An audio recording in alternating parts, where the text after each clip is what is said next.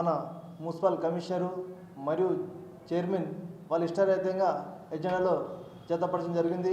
ముఖ్యంగా ఏంటంటే కొన్ని వార్డులలో సీసీ కెమెరాలని మున్సిపల్ ఎజెండా పెట్టారు. మళ్ళీ అన్ని వార్డుల 43 వార్డుల ఎక్కడైతే అవసరం ఉన్నాయో అన్నిటిని పిలిపించి చూసి మళ్ళా ఎజెండాలో జతపడలేదు. ఎందుకంటే వాళ్ళు అనుకున్న వార్డులే సీసీ కెమెరాలకు జనరల్ ఫండ్లో పెట్టారు. మరి మా వార్డులలో కూడా కొన్ని సమస్యలు ఉన్నాయి, వార్డు కూడా ఎందుకు జతపరచాలని చెప్పి ఈ సభాముఖాన్ని అడుగుతున్నా. ఎందుకంటే సీసీ కెమెరాలు మీరు జనరల్ ఫండ్లో పెట్టినప్పుడు అన్ని 43 వార్డులలో పిలిచి మళ్ళీ ఎక్కడెక్కడైతే సమస్యలు ఉన్నాయో వాళ్ళని కూడా జతపరిచి వాళ్ళందరూ పిలిపించి పెడితే బాగుంటుందని చెప్పి సభాముఖం చెప్పినది. మరొక అంశం ఏంటంటే అమృత్ సీట్ల మొన్న ఫండ్ వచ్చిన దానిలో మళ్ళీ మీరు ఎర్ర చెరువుకు మన కుమ్మడి చెరువుగా పెట్టారు. మళ్ళీ నర్సాపూర్ చెరువుకు మా సైడు దళితులు మైనారిటీలు ఉంటాయి. మా నర్సాపూర్ చెరువుకు దిగు చూడమా, ఎందుకంటే దళితులు మైనారిటీ అంటే అంత చిరుక చూడమా. గతం కూడా 10 సంవత్సరాల్లో కూడా మేము అధికారంలో ఉండే కూడా మా సైడ్ ఏ కూడా రూపాయి కూడా అభివృద్ధి చేయలేదు. ఇటు మా సైడ్ ఒక కమిటీ వాళ్ళు కూడా అడిగాము కానీ అటు ఏం చేయలేదు. మళ్ళీ గతంలో మీరు అధికారం ఉన్నప్పుడు మదినా ఫంక్షన్లకు 25 లక్షలు ఇస్తామని చెప్పి ఒక 10 లక్షలు ఇచ్చి మిగతా మీరు దండి కొట్టారు. 10 లక్షల ఫండ్లోనే ఆ వర్క్ కంప్లీట్ అని చెప్పేసి మిగతా 15 లక్షలు మీరు పెట్టలేదు. మరియు ఇంకొక అంశం ఏంటంటే మన నర్సాపూర్ చెరువు పోతున్న కాలువ అది వర్షాకాలం వస్తే మొత్తం వాటర్ లోపలికి వస్తుంది. అది కూడా మన వర్షాకాలం అందరూ చూశారు. దాని గురించి చేస్తారని చెప్పేసి అమృతలో పెట్టారు. మళ్ళీ అది తీసుకుపోయి మళ్ళీ ఎర్ర చెరువు సైడు మళ్ళీ కుమ్మడి చెరువు అంటే మీకు ఎర్ర చెరువు కుమ్మడి చెరువు ఏటీఎం బ్యాంక్ లెక్క అయిపోయింది. ఎందుకంటే అటు చేస్తే ప్రజలు అదే కనబడుతుంది. మీకు సిద్దిపేట రావాలంటే మనం ముఖానికి పౌడర్ వేసుకుంటే వేసి పెడితే ఎట్లా ఉంటాడో అది అంత వేసి పెడతారు. అంటే మీకు స్నానం చేయరు కదా, ఎందుకంటే అంత అవసరం లేదు. మీకు రాబోయే మున్సిపల్ ఎలక్షన్లో మీరు ఏదైతే మీరు ఇష్టరీతంగా మీరు అనుకున్న కొన్ని వార్డుల ఫండింగ్ వచ్చి మీరు గెలిచారనుకోండి, కానీ ప్రజలు మేలుకున్నారు, అన్నీ గమనిస్తారు. మీకు రాబోయే రోజు ఘనపనంగా బుద్ధి చెప్తారు. ఎందుకంటే ఈ కాలంలో అందరూ చదువుకుంటారు. గతంలో ఒక మైనారిటీకి స్టడీ సర్కిల్ ఇమ్మని కూడా అడగని చెప్పింది, కానీ అది కూడా మీరు చూడలేదు. ఎందుకంటే మైనారిటీలు అంటే ఆటోలు, పాన్ షాపులు, డబ్బాలు ఇవే చూసారనుకుంటారు. కానీ రాబోయే రోజులు అందరూ చదువుకుంటారు, పిల్లలు యువకులు అన్నీ గమనిస్తూ ఆలోచిస్తారు. రాబోయే మున్సిపల్ ఎలక్షన్లో అందరూ మిమ్మల్ని సరైన గుణపాఠం చెప్తారు. మీరు ఏదైతే అధికారం ఉందని చెప్పి ఇంకా మాదే అధికారం నడుస్తుంది ప్రభుత్వం మీద అనుకుంటారు, కానీ ప్రజలు ఘనపాఠం చెప్పారు. రాబోయే మున్సిపల్ ఎలక్షన్లో కూడా మీకు సరైన బుద్ధి చెప్తారు. రాబోయే మున్సిపల్ ఎలక్షన్లో కూడా కాంగ్రెస్ జెండా ఎగురుతుంది. మీరు ఎన్ని అవతవకలు చేసినా కానీ ప్రజలు మాత్రం అన్నీ గమనిస్తున్నారు, చూస్తున్నారు. వాళ్ళు అన్నీ ఈ కాలంలో సోషల్ మీడియా అనేది ఉన్నది. ఎందుకంటే ప్రజలు దానికి అన్నీ చూస్తున్నారు. తప్పనిసరిగా మీరు ఏదైతే ఎజెండాలో మీ ఇష్టరీతంగా అన్ని మీరు అనుకున్న కొన్ని వార్డులకే జతపరిచారు. మా వార్డులో 3 లక్షలు పెట్టరు. ఆ 3 నెలల కింద పెట్టిన 3 లక్షల కమిటీ వాళ్ళకు పని కాలేదు. మళ్ళీ దానికి రివర్స్ పెట్టరు తప్ప, కానీ కొత్త 1 రూపాయి కూడా మా వార్డుల కమిటీ వాళ్ళకు 1 రూపాయి కూడా పెట్టలేదు. ఇది మేము కూడా చెప్పాము, వార్డులో కూడా చెప్తున్నాం. దీనికి చెప్పినందుకు సహకారం. Thank you. ఈరోజు సిద్దిపేట మున్సిపల్ సంబంధించిన నిధులు దారి మళ్ళుతూ ఉన్నాయి. గత 20 సంవత్సరాల్లో కూడా ఇదే పరిస్థితి. ఏదో రకంగా ఏదో బడ్జెట్లో మున్సిపల్ నుంచి మరి నిధులు కేటాయించడం, ఆ కేటాయించిన నిధులు అప్పనంగా వాళ్ళు చైర్మన్ సంబంధించి వ్యవహారం అంతా నడపడం, ఈ తదనంగం జరుగుతూనే ఉంది. ఈరోజు మరి సిద్దిపేటలో మున్సిపల్ నుంచి మా మున్సిపల్ కరెంట్ బిల్లే కనీసం 1,20 లక్షల రూపాయలు పెండింగ్ బిల్లు ఉంటుంది. కాంట్రాక్ట్ బిల్లులు ఇప్పటి వరకు 3 నుంచి 4 కోట్ల రూపాయలు మరి చెల్లించవలసిన బాకీలు ఉంటాయి. సిద్దిపేట మున్సిపాలిటీ నుంచి 1,20 లక్షల వరకు మరి కార్మికులకు మరి ఇతర సంబంధించిన ఖర్చులకు సంబంధించి 1,20 లక్షల వరకు మరి ఖర్చు అవుతాయి. ఇవన్నీ ఇలా ఉండగా మరి సిద్దిపేట పట్టణంలో ప్రజలకు అందుబాటులో ఉండాల్సినవి మున్సిపల్ తరఫున రోడ్లు, మోరీలు, స్ట్రీట్ లైట్లు ఇవన్నీ ఉంటేనే మరి సిద్దిపేట ప్రజల సమస్యలు తీరుతాయి. అలాంటివన్నీ పక్కన పెట్టి సిద్దిపేట మున్సిపాలిటీ నుండి ప్రతి నెల కూడా ఏదో రకంగా సంఘాల పేరిట, గుళ్ళ పేరిట మరి మున్సిపల్ సంబంధించిన జనరల్ ఫండ్లకి వెళ్ళి డబ్బులు తీయడం అనేది చాలా దురదృష్టకరం. అసలు మున్సిపల్ సంబంధించిన డబ్బులు కేవలం ఎవరైతే ట్యాక్స్ పేయర్స్ ఉంటారో, మున్సిపల్లో ఎవరైతే ఉంటారో 43 వార్డులలో వాళ్ళ కనీస అవసరాల కోసం ఈరోజు వారికి మనం అందుబాటులో ఉంటూ వాళ్ళకి ఖర్చు చేసే నిధులను మరి సంఘాల పేరిట మరి వేరే పేరిట వాళ్ళ ఎలక్షన్ సంబంధించిన స్టంట్లో భాగంగా డబ్బులను దారి మళ్లిస్తున్నారు. మరి ఈరోజు చూసినట్లయితే మరి మీరు మా మున్సిపల్ ఎజెండాలో 29వ అంశం చూడండి. 29వ అంశము పట్టణంలోని వార్డు నెంబర్ 10 యందు గల రెడ్డి సంఘం భవనం మిగులు పనులు చేపట్టడానికి 10 లక్షల రూపాయలు పెట్టారు. ఇది ఆల్రెడీ గత 5 సంవత్సరాలుగా దీంట్లో ఫంక్షన్ హాల్స్ జరుగుతూ ఉన్నాయి, పండుగలు జరుగుతూ ఉన్నాయి, ఇది రెగ్యులర్గా జరుగుతూ ఉన్నాయి. మరి ఇలాంటి దానికి మళ్ళీ 10 లక్షలు పెట్టడం ఏంది? ఇది ఆల్రెడీ దీనికి మిగులు పనుల కోసం అని 10 లక్షల రూపాయలు ఎలా పెడతారు? ఇది ఆల్రెడీ కంప్లీట్ అయిపోయి ఆల్రెడీ ఫంక్షన్స్ నడుస్తున్నాయి, దీనికి మిగులు బడ్జెట్ అని పెట్టినారు. అంటే ఇట్లా దారి మళ్ళిస్తున్నారు. ఈ 13వ వార్డుల బాలాంజనేయ స్వామి దేవాలయం అని చెప్పేసి ఉంటుంది. పాపం అక్కడ ఉన్న సంఘం సంబంధించిన వాళ్ళందరూ యువకులు అంతా పెద్ద ఎత్తున కదిలి మరి వాళ్ళంతా విరాళాలు వేసుకొని అది మంచిగా పెద్ద ఎత్తున కడదామని చెప్పేసి నీట్గా అది తీసేసి కొత్తది నిర్మిద్దామని చెప్పేసి వేసుకున్నారు. దీనిని బాలాంజనేయ టెంపుల్కి మిగులు బడ్జెట్లో ఇంకో 10 లక్షల రూపాయలు కావాలని చెప్పేసి మున్సిపల్ అంశంలో వేయించడం జరిగింది. ఇది మొదలే కాలేదు, మిగులు బడ్జెట్ ఎట్లా అవుతుంది? మీరు డబ్బులు సంఘాలకు ఇవ్వడం, లేదంటే టెంపుళ్ళకి ఇవ్వడం, లేదా మసీదులకు ఇవ్వడం, చర్చిలకు ఇవ్వడం తప్పు లేదు. కానీ మా మున్సిపల్ సంబంధించిన జనరల్ ఫండ్లకి వెళ్ళి మీరు ఎట్లా తీస్తారు అని చెప్పేసి నేను అడుగుతా ఉన్నా. మీ పర్సనల్ ఇవ్వండి, లేదా మీకు వచ్చే మీ ఫండింగ్లోకి ఇవ్వండి. కానీ మున్సిపల్ ఫండింగ్లు ఎట్లా ఇస్తారు? అంటే లక్షల రూపాయలు ట్యాక్స్ పేర్లు చేసిన వాళ్ళు రోడ్లు లేక, మోరీలు లేక, మరి చాలా ఇబ్బందులు, స్ట్రీట్ లైట్లు లేక, కొన్ని వాటిలలో స్తంభాలు లేక ఇబ్బంది పడుతున్నారు. అదే కాకుండా ఈ 12వ వార్డుల ఒక పెద్ద మనిషి తన వ్యవసాయం సంబంధించిన వ్యవసాయ భూమిలో రోడ్లు వేసుకున్నాడు మున్సిపల్. ఇది మున్సిపల్ ఫండింగ్. 43 వార్డులలో ఈరోజు మోరీలు లేక, రోడ్లు లేక ఇబ్బంది పడుతున్న అనేక కాలనీలు ఉన్నాయి. అలాంటిది మీకు క్లియర్ కనబడుతుందా? ఇక్కడ బ్రదర్ కనబడుతుందా? ఇది వ్యవసాయం సంబంధించినదే కదా. దీంట్లో రోడ్లు ఏ విధంగా వేస్తారు?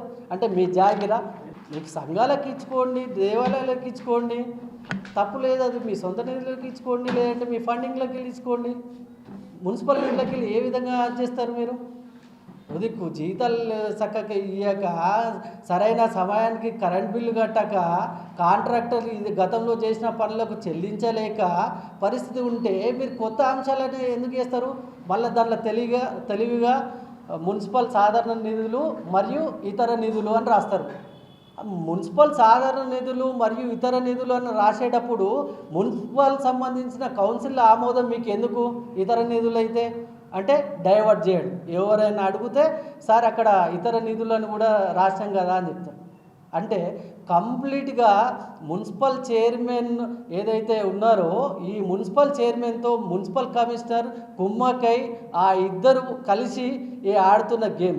ఓవైపు ఆయన మా కాంగ్రెస్ పార్టీ సంబంధించిన శ్రీధర్ బాబు మనిషి అని చెప్పుకుంటూ చెలామణి అవుతూ, ఇటు కంప్లీట్గా టీఆర్ఎస్ వాళ్ళకి ఒత్తస్ పలుకుతూ, టీఆర్ఎస్ సంబంధించిన ఏ విషయాలు ఉన్నా అతనే అంశాలు కురీకరించి అతనే మళ్ళీ ఇటు నేను అటు చేయకుండా ఇటు గవర్నమెంట్కి చేస్తున్నా, సపోర్ట్ చేస్తున్నా అని చెప్పుకుంటూ పూర్తి స్థాయిలో ఈరోజు మున్సిపల్ ఎవరైతే చైర్మన్ ఉన్నారో ఆ చైర్మన్తో మరి కుమ్మక్కై ఈ లక్షల రూపాయలు, కోట్ల రూపాయలు సైడ్ ట్రాక్ చేస్తున్నారు.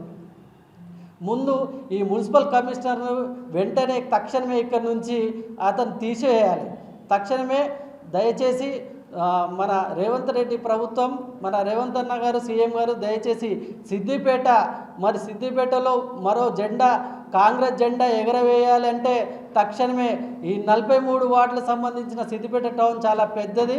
ఈ టౌన్లో అనేకమైన మరి సుమారు 2 లక్షల వరకు మరి ఇక్కడ ఓటింగ్ ఉంటుంది. కాబట్టి తక్షణమే మున్సిపల్ కమిషనర్ని ఇక్కడ నుంచి బర్తరఫ్ చేసి కొత్త మున్సిపల్ కమిషనర్ తెచ్చినట్లయితే మరి పారదర్శకంగా 43 వార్డులకు అన్ని రకాలుగా మరి నిధులు ఇవ్వడంలో మరి సజావుగా ఉంటుందని చెప్పేసి ఈ సందర్భంగా తెలియజేస్తున్నాను. ఈరోజు జరుగుతున్నటువంటి మున్సిపల్ ఎజెండా అంశంలో ముఖ్యంగా ఏదైతే జరుగుతుందో జనరల్ ఫండ్ అనేది ప్రజలు ట్యాక్స్ ద్వారా గర్పట్టి ట్యాక్స్ కట్టి ఆ నిధులను కేవలం 43 వాళ్ళల్లో సామూహిక సదుపాయాలు చేయించాలి. ఏదైతే కరెంటు బల్బు కావచ్చు, లేకుంటే నల్లాకు సంబంధించినవి కావచ్చు, సీసీ రోడ్ కావచ్చు, డ్రైనేజ్ కావచ్చు, ఇంకా సదుపాయాలు. మరి వీళ్ళు ఏం జరుగుతుందంటే సంఘాలకు మేము వ్యతిరేకం కాదు, గుడులకు వ్యతిరేకం కాదు, మసీదులకు వ్యతిరేకం కాదు, అందరం అనుకుంటేనే అభివృద్ధి జరుగుతుంది. కానీ కొన్ని స్వార్థపరంగా ఒక 5 నుంచి ఒక 6 వాళ్ళను పక్కకు పెట్టి కొన్ని వాళ్ళనే తీసుకొని బడ్జెట్లు సంఘాలకు ఏదైతే నేను చెప్పదలుచుకుంది ఏంటంటే ఎస్సీ ఎస్టీ బీసీ మైనార్టీ, ముఖ్యంగా ఎస్సీ మాల కుషాల్ నగర్లో శ్మశాన వాటిక గతంలో హరీష్ రావు గారి ప్రభుత్వంలో 1 కోటి రూపాయలు శాంక్షన్ చేయించి దానికి నిధులు కేటాయించి ఒక వర్క్ జరుగుతుంటే దానికి ఇంతవరకు 1 రూపాయి కూడా కాంట్రాక్టర్కి ఇవ్వలేదు, 1 రూపాయి కూడా ఇవ్వలేదు. ఇలా బడ్జెట్ అంతా పనులు స్టార్ట్ అయినాయి, కానీ కాంట్రాక్టర్కి డబ్బులు ఇస్తే వాడు వచ్చి మిగతా పనులు చేయొచ్చు. ఆయన ఆల్రెడీ 60 లక్షల వరకు పని చేసి ఇప్పటి వరకు 1 రూపాయి కూడా నిన్ననే కమిషనర్ దగ్గర కూర్చొని దానికి సంబంధించిన కాగితాలు కూడా మీకు వాట్సాప్ చేస్తా అడగడం జరిగింది. వెంటనే ఆ కుషాల్ నగర్ శ్మశాన వాటికకు మనం ఇలా తెలంగాణ దిక్కుచి అని చెప్తున్న మాజీ మంత్రి హరీష్ రావు గారు వైకుంఠధామాలు కొన్ని అగ్రవర్ణాలకే వైకుంఠధామాలు చేస్తారు తప్ప, కానీ అదే ఒక మైనార్టీస్ కావచ్చు, ఒక బీసీ వర్గానికి కావచ్చు, ఒక ఎస్సీ వర్గానికి కానీ దాన్ని ఇక్కడ పయించినటువంటి ఇప్పుడున్నటువంటి మంజులా రాజనర్స్ చైర్మన్ గారు పదే ఎన్నిసార్లు చెప్పినా మా శ్మశాన వాటిక గురించి ఆలోచన లేదు, దాని గురించి ఆలోచన. ఓన్లీ దళితులే వాడరు అక్కడ ఉన్నటువంటి ప్రతి ఒక్కరు. ఇప్పుడు చూస్తుంటారు కుషాల్ నగర్లో ఎంతోమంది పబ్లిక్ నివసిస్తాను, అది పబ్లిక్ వాంటెడ్ ఉంది అక్కడ, దాని గురించి చెప్పడం జరిగింది. కానీ వాళ్ళు ఏం చేస్తున్నారు, ఈ బడ్జెట్ అనేది వాస్తవానికి ఈ ట్యాక్స్ డబ్బులించిన వాడకూడదు, కుల సంఘాలకు కానీ ఈ ఏది సంఘాలు ఉన్నాయో తర్వాత గుళ్ళకు కూడా వాడకూడదు. ఇక్కడ వహిస్తున్న హరీష్ రావు గారు తన ఫండ్స్ నుంచి తన నిధుల గురించి తన నిధులు ఇవ్వాలి.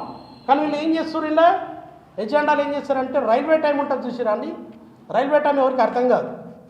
ఇట్లా ఎజెండాల అంశాలు పెట్టుతూ అర్థం కాకుండా చేసి వీళ్ళు పెడచోన పెడుతున్నారు.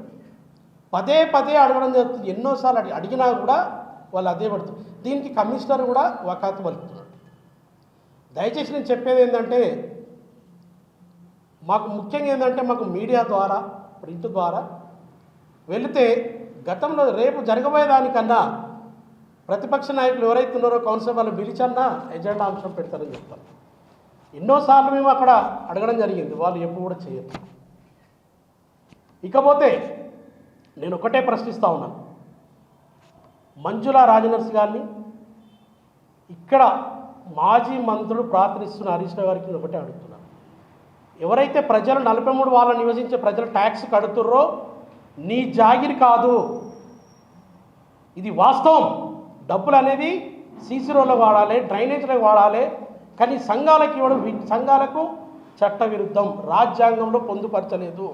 మున్సిపల్ యాక్ట్ ప్రకారంగా ఆ డబ్బులు అనేటివి ఇవ్వకూడదు, పెట్టకూడదు. వాళ్ళు ఏం చేస్తారు, చిన్న టెక్నిక్తోని ఇతర నిధులు ఎవి స్థానిక మంత్రివర్యులా, మాజీ మంత్రివర్యులా, లేకుంటే ఎమ్మెల్యే నిధులా అని అందులో పెట్టాలిగా, పొందుపరచాలి కదా. రైల్వే టైం లాగా ఉంటుంది. మనం చిన్నప్పుడు రైల్వే టైం చూస్తే అర్థం కాదు. వీళ్ళ ఎజెండా కూడా అట్లే ఉంటుంది. ఎవరైనా ప్రశ్నిస్తే అక్కడికి వెళ్ళి ఎవరైనా లేపాలి, ఒకడు గాయగా కొడతాడు, కథ క్లోజ్, ఎజెండా అయిపోయింది, అంశం క్లోజ్. ఇది జరుగుతుంటుంది. దయచేసి మీడియా ద్వారా మా ప్రింట్ ద్వారా రేపు జరగబోయే సమావేశంకు మీరు ముందుగానే మా మీడియా ద్వారా తెలియపరచాలని చెప్పేసి కోరుతూ మీ అందరికీ ధన్యవాదాలు చెల్లిస్తున్నాను. చరిత్ర సృష్టించినోడు ఇప్పుడు ఆ చరిత్రని తిరగరాయబోతున్నాడు.